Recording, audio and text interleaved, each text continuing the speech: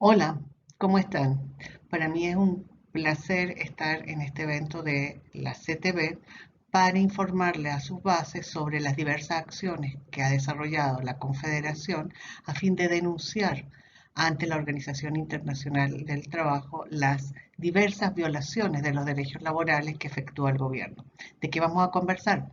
Vamos a conversar de una de esas acciones, que es cómo la CTV, conjuntamente con la Central Sindical, Alianza Sindical Independiente y una federación no federada, la Federación de Asociaciones de Profesores Universitarios, han realizado comentarios a las memorias que el gobierno debía presentar en el 1 de septiembre de este año ante la comisión de expertos en aplicación de convenios y recomendaciones. Entonces, esta conversación va a referir a qué fue lo que dijo la CTV en relación a 10 convenios que debían ser cuyas memorias debían ser presentadas por el gobierno. Veamos entonces cómo fueron los comentarios que efectuó la Confederación. Bueno, ¿cómo es el mecanismo de consulta que prevé la Organización Internacional del Trabajo, tanto en su constitución como en uno de los convenios, cuando un gobierno tiene que presentarle ante la comisión de expertos en aplicación de convenios y recomendaciones qué ha hecho para cumplir un determinado convenio internacional? Por lo cual vamos a hablar primero cómo es la cosa en la teoría. Y lo primero que vamos a ver que hay un artículo, el artículo 22 de la Constitución de la Organización Internacional del Trabajo, que prevé la presentación de memorias anuales sobre los convenios ratificados. ¿Y qué dice ese artículo? Cada uno de los miembros se obliga a presentar a la Oficina Internacional del Trabajo una memoria anual sobre las medidas que haya adoptado para poner en ejecución los convenios a los cuales se haya adherido. Esas memorias serán redactadas en la forma que indique el Consejo de Administración y deberá contener los datos que éste solicite.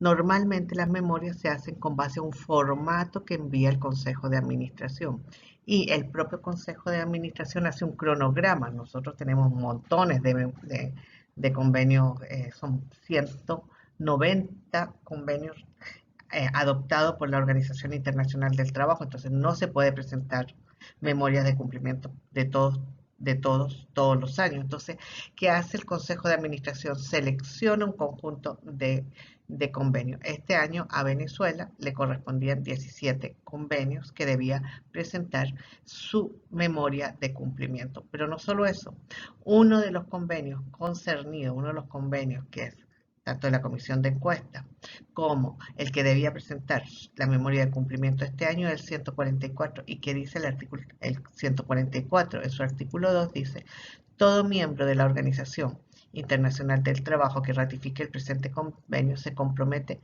a poner en práctica procedimientos que aseguren, y el negrita es mía, consultas efectivas entre representantes del gobierno, de los empleadores y de los trabajadores sobre los asuntos relacionados con las actividades de la OIT. Y esos asuntos están referidos en otro artículo, que en el artículo 5, parágrafo siguiente, parágrafo primero.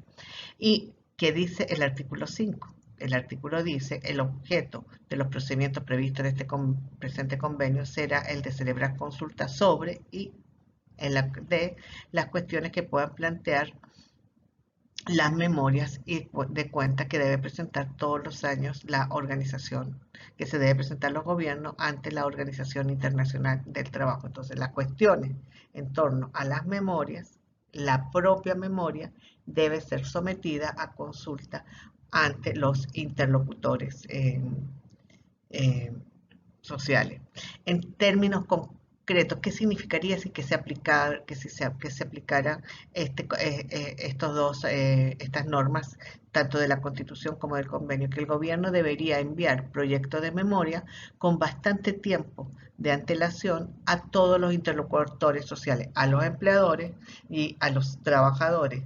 Y después de enviados los proyectos de memoria, convocarlos para recibir comentarios. Comentarios que está diciendo el gobierno, sí, que ha hecho para cumplir el convenio 87, que ha hecho para cumplir el convenio sobre política social.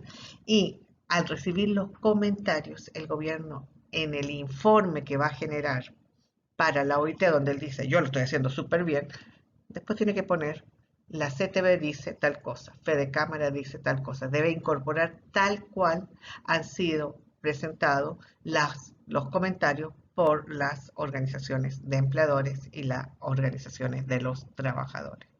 Pero eso ocurre. La verdad de las cosas, eso no ocurre. ¿Qué pasa? En la práctica, ¿cuál era la forma de los últimos años? Durante muchos años no los enviaban, pero en los últimos años comenzaron a enviar no los proyectos, sino las memorias los últimos días de agosto. Casi el, el, la fecha límite para mandar los informes de memorias es los primeros días de septiembre. Normalmente llegaban al correo del secretario general de la CTB las memorias el día antes, el 30 de agosto. Este año hizo algo diferente. ¿Qué hizo? Envió un proyecto de convenio el 15 de julio, y eso es lo que le está diciendo la ahorita. El 15 de julio yo estaba enviando.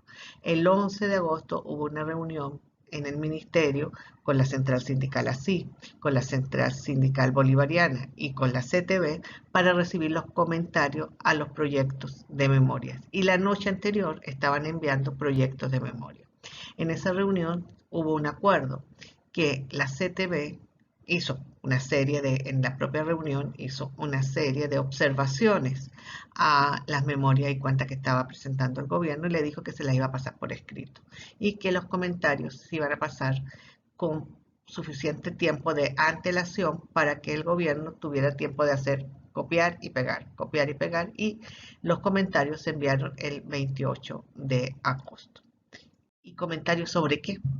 Bueno, ¿cuáles fueron los convenios? Fueron 10 convenios comentados. El convenio 26 sobre fijación de salario mínimo, el convenio 87 sobre libertad sindical, el convenio 88 que obliga a establecer a cada una de las administraciones de trabajo un servicio de empleo donde haya que los trabajadores puedan ir a ofertar su servicio, y después de ofertar el servicio debe publicar la cantidad de personas que están ofertando, o sea, un servicio de oferta y demanda de empleo en manos del Estado.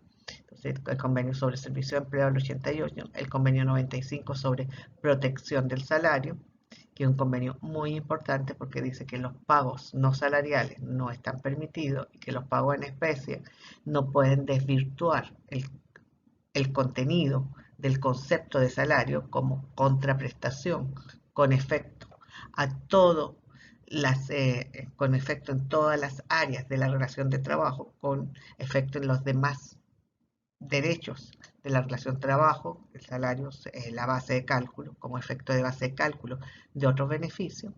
El convenio 98 sobre protección de la negociación colectiva, que hace énfasis en la negociación colectiva libre y voluntaria y prohíbe las prácticas antisindicales. El convenio 117 sobre política social, el convenio 144 sobre consulta tripartita, el convenio 155 sobre seguridad y salud de los trabajadores, el convenio 158 sobre terminación de la relación de trabajo. Como ustedes ven, acá tenemos en amarillo 3 convenios. ¿Por qué? Porque el de fijación de salario mínimo, el 87 sobre libertad sindical y el 144 son los convenios concernidos, o los convenios que formaron parte del informe de la comisión de encuesta. Acuérdense que en este momento el diálogo social que se está implementando tiene que ver con dos cosas: el cumplimiento de las recomendaciones de la comisión de encuesta y el cumplimiento, después del informe de la comisión de encuesta, que fue en septiembre del 2019, de los dictámenes que han salido de la comisión de expertos en aplicación de convenios y recomendaciones. Humberto les decía que había algunas palabras bien importantes en esos informes. He tomado nota con profunda preocupación, lamento, y varias veces a Venezuela se le dice: hemos tomado nota con profunda preocupación, lamentamos que se sigan violando disposiciones de los convenios. Entonces tenemos el informe de la comisión de encuesta y los informes de la comisión de expertos en aplicación de convenios y recomendaciones después del año 19. Ahora vamos a ver qué fue lo que dijo la CTB como comentario a cada uno de esos convenios. ¿Qué hicimos? Los organizamos. Para esta presentación organizamos los comentarios y hicimos un solo documento para los comentarios sobre el convenio 26 sobre fijación de salario mínimo y 95 sobre protección del salario. Y lo primero que dijimos que el mecanismo de consulta para fijar el salario mínimo es inexistente, que continúa una política de fijación inconsulta del salario mínimo. Pero también dijimos que el monto del salario mínimo no cumple el artículo 91 de la Constitución, que el monto viola el artículo 91 que dice que tiene que ser suficiente para satisfacer las necesidades materiales, espirituales y recreacionales de los trabajadores y su familia, y que debe tomarse como criterio, que debe considerarse como criterio para fijar el salario mínimo, el monto de la canasta básica. También dijimos que no existe un mecanismo eficiente y transparente de consulta. ¿Por qué? Porque no hay datos oficiales sobre nada. ¿Cómo vamos a opinar sobre cómo fijar el salario mínimo si no conocemos la ley de presupuesto ni cómo está dentro de la ley de presupuesto distribuido los montos para salud, para educación, por ejemplo? Dos, si no tenemos datos oficiales, ¿cómo están las ramas de actividad? ¿Cuánta gente está trabajando en la agroindustria? ¿Cuánta gente está trabajando en la construcción? ¿Cuánta gente está en el sector industrial? ¿Cuánta gente está en el sector servicio? No tenemos datos absolutamente sobre nada, y sobre datos y sin datos es imposible conversar o opinar sobre mecanismos para establecer el salario mínimo. También hablamos de que hay una política sobre todo en relación al 96, de inseguridad salarial. ¿Por qué? Porque el monto del salario mínimo fijado y el monto en general de los salarios son irrisorios. El salario no alcanza ni siquiera para satisfacer un cuarto de la canasta alimentaria, salario mínimo. El salario mínimo en este momento, dado la devaluación, está prácticamente en $15. Dos, también dijimos en torno a la protección del salario, los efectos del pago electrónico y la carencia de efectivo. Pago electrónico puede sonar muy bien para las grandes ciudades, pero para los caseríos o para regiones apartadas, el hecho que hay que ir a un banco impone a las personas en una situación de dificultad, y además llega al banco y ¿qué pasa? No hay efectivo. Inclusive ustedes se acuerdan las grandes colas que veíamos de los adultos mayores para retirar su pensión. Por último, también dijimos en torno al salario, a la protección del salario, el convenio 95, que hay un proceso de desalarización del salario. ¿Por qué? Porque hay un montón de bonos y pagos a través del sistema Patria. Bonos que hay en el sector salud, hay un bono que se llama para trabajador de primera línea o de primera no sé qué cosita, y eso se paga por debajo de cuerda sin que se considere como salario y no es base de cálculo de nada. Dos, el sector privado siempre dice, no, yo estoy pagando 80, estoy pagando $100. Bueno, de esos 80 o $100, salario es el salario mínimo. En este momento $16. El resto son bonos sin efecto salarial. Y el gobierno tenía un montón y todavía conserva de pago a través de carácter no salarial, a través del sistema Patria. Sobre el convenio 87 y 98 de libertad sindical. ¿En qué consistieron los comentarios que se hicieron a ese convenio? Primero, se ratificó lo que hemos dicho en los informes de la OIT en años anteriores, en lo que se le dijo a la comisión de encuesta, que hay una política sistemática y coordinada de persecución sindical, que hay nuevos compañeros detenidos, la central sindical así tiene un compañero detenido, la CTB tiene otro compañero detenido, que tenemos 85 dirigentes sindicales con procesos sociales, procesos penales eternos, que están en libertad pero con libertad condicional, y que normalmente esa libertad va acompañada por una orden verbal del juez que no queda escrita, que le dice: usted participa en una asamblea sindical, usted va a una protesta y se le acaba el juicio en libertad. También dijimos que en plena eh, eh, inicio del diálogo social en abril, se condenó a Eudith Girot. Eudith Girot está en libertad, pero está en libertad en cumplimiento de una pena. Le dieron una condena menor de 5 años, por lo cual le están permitiendo la cumplimiento de la pena en libertad, pero Eudith Girot fue condenado y Rodney Álvarez fue liberado justamente cuando se dieron las primeras reuniones de diálogo social, lo que demuestra que sí es bueno estar sentado porque hay efectos positivos, pero Rodney sigue sin reparación y hasta el día de hoy la empresa Ferrominero se niega a su reenganche. ¿Qué más fue lo que se comentó? Que existe toda una legislación antisindical vigente y que no hay ninguna voluntad del gobierno de modificar esa legislación. La ley de precios justos, lo que se ha dicho sobre el decreto ley orgánica de trabajo, trabajadores y trabajadores, que hay toda una legislación y que se está aplicando en una legislación antisindical, que hay secuestro de las cotizaciones sindicales, que el sistema, al pasar toda la nómina al sistema patria, se descuenta la cotización sindical, pero no se le envía a las organizaciones sindicales, y que hay hostigamiento a sindicatos, el caso de Imparque, y el tema recurrente de la intervención del Consejo Nacional Electoral y de la mora sindical.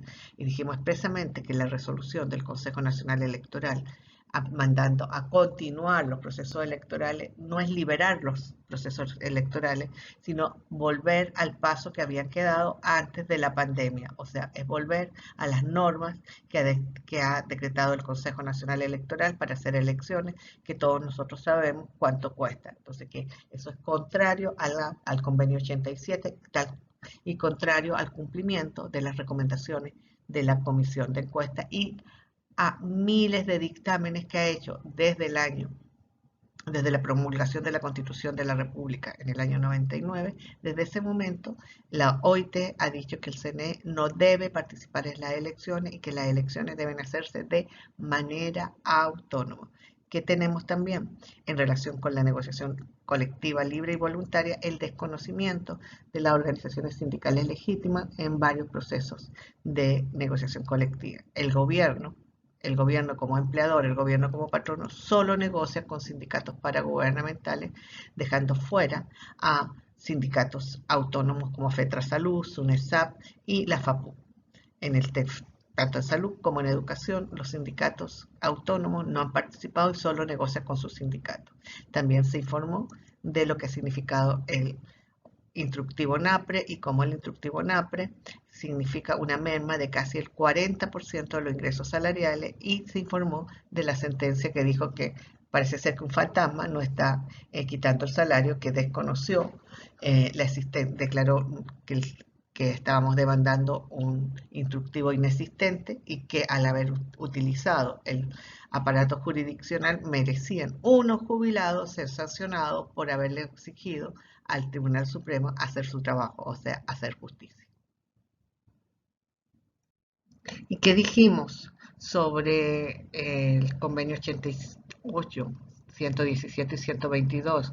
88, recuerden, servicio de empleo, 117 política y 122 de política social. Bueno, ratificamos que no hay cifras oficiales que nos permitan saber cómo está el empleo en el país. No hay cifras oficiales sobre nada.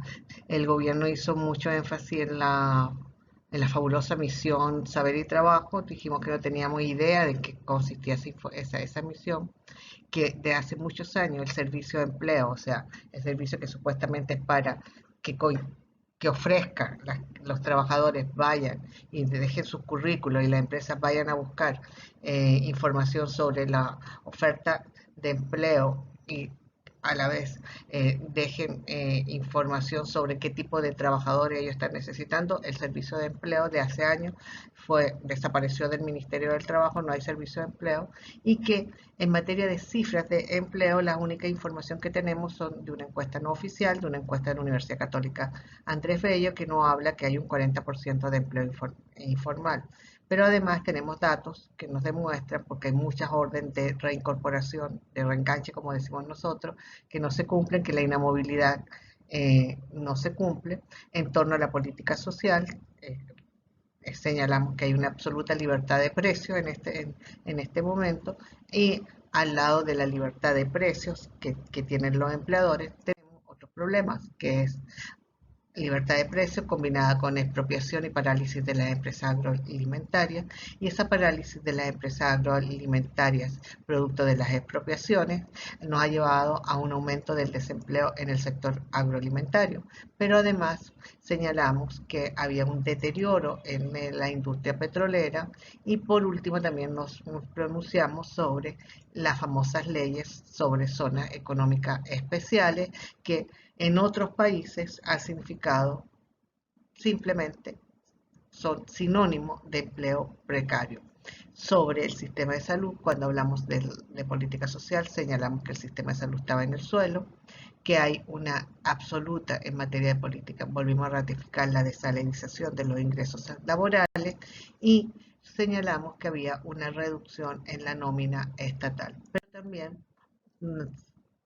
en torno al tema de la política social, que señalamos que la política social no es universal, aunque lo diga el gobierno, que los programas sociales son deficientes, son partidizados y son caóticos, que hay un aumento de la pobreza y la desnutrición en el país, que no hay políticas estatales para enfrentar la diáspora, que hay un aumento de la deserción estudiantil, y que el sistema educativo no prepara para ningún tipo de actividad laboral. Hay, por un lado, deserción estudiantil y hay un éxodo de docentes. Eso fue lo que dijimos en torno a en cada uno de estos convenios que estuvimos haciendo comentarios. Y después pasamos a hacer los comentarios sobre el convenio 155 sobre salud. Y lo primero que hicimos fue responder al supuesto sabotaje a la refinería Amuay, que es del año 2012, y todavía el gobierno sigue hablando del sabotaje. Dijimos que no hay ningún dato oficial sobre una información fidedigna de que pueda considerarse que lo que pasó en esa refinería fue un sabotaje, pero lo que sí hay información sobre el aumento de los accidentes de trabajo en el Corpoelec, en PDVSA, en las cementeras, y que en materia del sector salud hay aumento de compañeros trabajadores que fueron contagiados por COVID o con enfermedades profesionales por las malas condiciones de bioseguridad y porque no le dan equipos de protección de seguridad de manera continua. Entonces, más o menos esto fue lo que nosotros reportamos en torno al convenio 155 sobre salud y seguridad en el trabajo. Sobre el convenio 158 sobre terminación de la relación de trabajo, volvimos a ratificar que la inamovilidad laboral es ficticia, que no hay inamovilidad, que aquí no hay estabilidad en el empleo, que aquí, sobre todo el sector público, despide como se le da gana. Se reseñaron varios casos de despido de dirigentes sindicales, la existencia de jubilaciones forzadas y las transferencias de trabajadores entre servicios sin ser consultadas.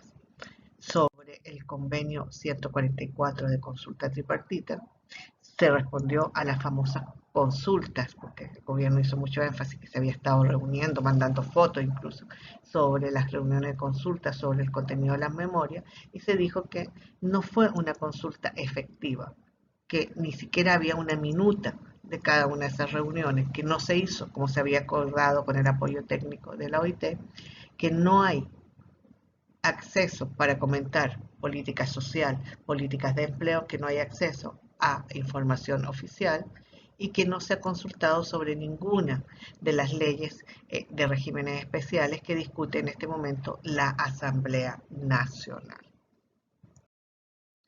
¿Y por qué hacer comentario a las memorias? Por varias cosas. Primero, por reforzar la presencia de la Confederación ante las instancias internas de la OIT, una presencia constante, que se sepa que la OIT, que para uno de sus mandantes, porque recordemos que la CTB es mandante de la OIT, es importante hacerle saber su opinión. Dos, que también presenta nos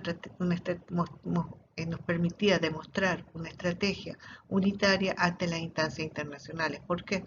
porque como se saben, los comentarios de memoria fueron presentados por la Central Sindical CTB y así que ambas son afiliadas a la CSA y a la CCI, pero también al tener la participación de una federación no confederada como la FAPUC, te da la idea de amplitud, de pluralidad, de tolerancia y de estrategia sindical conjunta.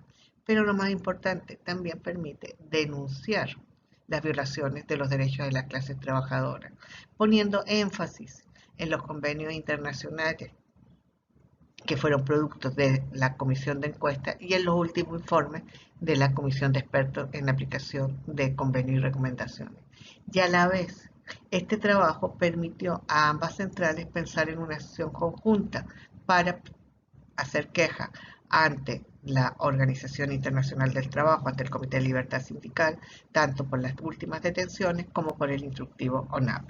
Bueno, espero que este pequeño paseo les haya dado una idea de cómo fueron los comentarios que efectuó su central ante los órganos de control de la OIT y cómo fue que denunció una serie de violaciones de los derechos de nuestros afiliados. Muchas gracias a la CTB por esta invitación a presentar estos comentarios.